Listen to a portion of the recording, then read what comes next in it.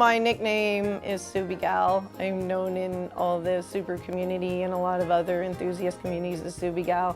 And now everybody knows I have all the little Subarus. We have 3 Subaru 360s. They're all 1970.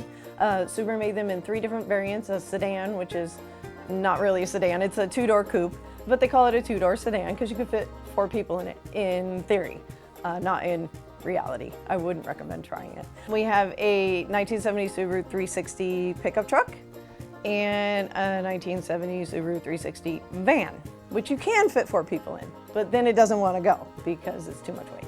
The van is stock unrestored, other than a reupholstery of the seats and re-chrome work. And the little Spud, the little sedan we just picked up, and it's restoration's underway. These aren't wiped with a diaper and never move. So we like to drive them. It makes people laugh. Everybody laugh. Everybody laughs.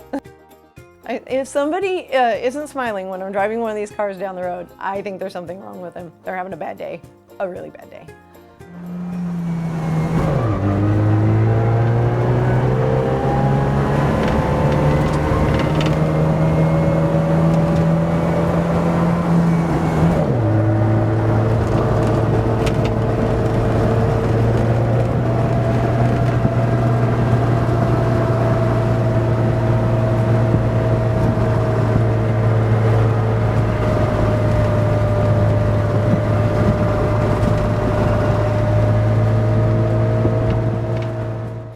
A Subaru 360 is a 356cc air-cooled 2-stroke. It's an inline 2-cylinder. Neat little setup, transaxle unit, just plunk on your workbench, easy to work on, but there's no power. They're 25 horsepower when they were new, and they're not new anymore, so we're probably looking at about 17 or so horsepower on a good day. Most people don't realize that Subaru actually made this 2-stroke motor. Subaru started with scooters and then transitioned in. This is their first motor vehicle that went to production. Being that it's a 2-stroke, you don't have to premix. There is a separate tank on all of them, so you just put the oil over there, put the air filter in there, put the gas in here, and off you go, which is actually pretty innovative for 1970.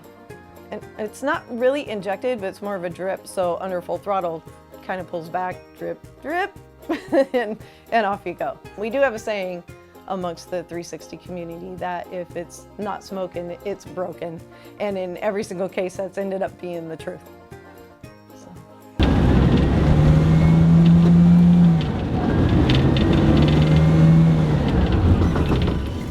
Stopping is terrifying. You're looking at 2-piece wheels with inner tubes, mind you, and they're rolling on 10s. So, and then the brakes are all drum, 4-wheel drum brakes that are inside of the wheels. So you're pushing on the wheels to stop the car.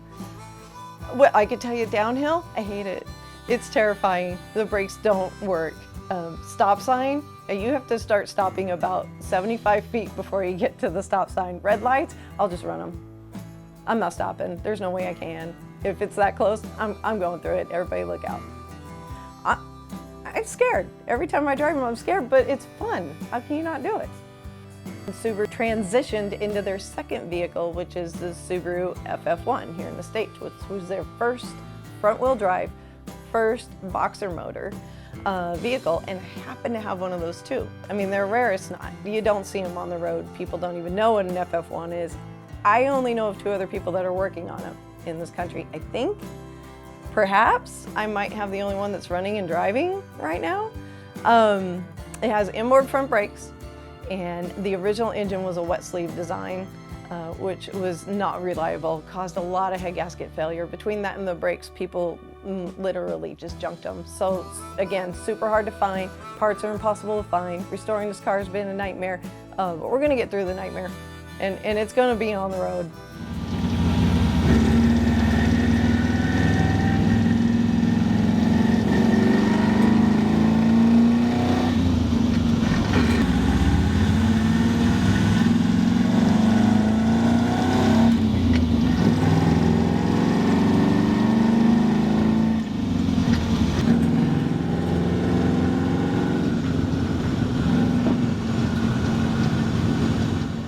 Well, there was no Subaru of America.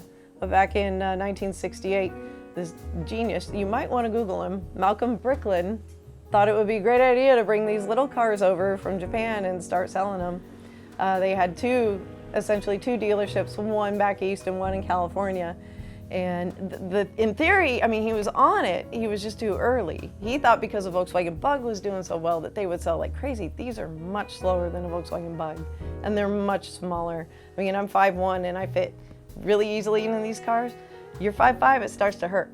So they didn't sell. Had he waited until, say, 4 or 5, when the gas crunch hit, he would have been okay. It got to the point where, number one, they were giving them away with TVs, because they couldn't sell them. Buy a TV, get a car. And number two, that most of our parts are sitting on the bottom of the Pacific Ocean. There is a rumor that they barged what was left of a lot of the stock out into the Pacific and just dumped them. They're a reef now, which makes me really sad because I need those parts. Scuba diving might be an option, but only for a windshield. I really need one. There isn't a car show that I've been to where somebody doesn't come up and want to buy the car. I mean, they're really, how much? You've got to have a number. And it gets to the point where the husband steps in, there's no number. It's always the van, and I'm not selling the van, ever. The van and I, we're going to the grave together. But there isn't a day that I don't get an offer. I got an email yesterday. How much for your little car? Dude, I'm not selling anything. Okay, but how much for your little car? No, it's not gonna happen.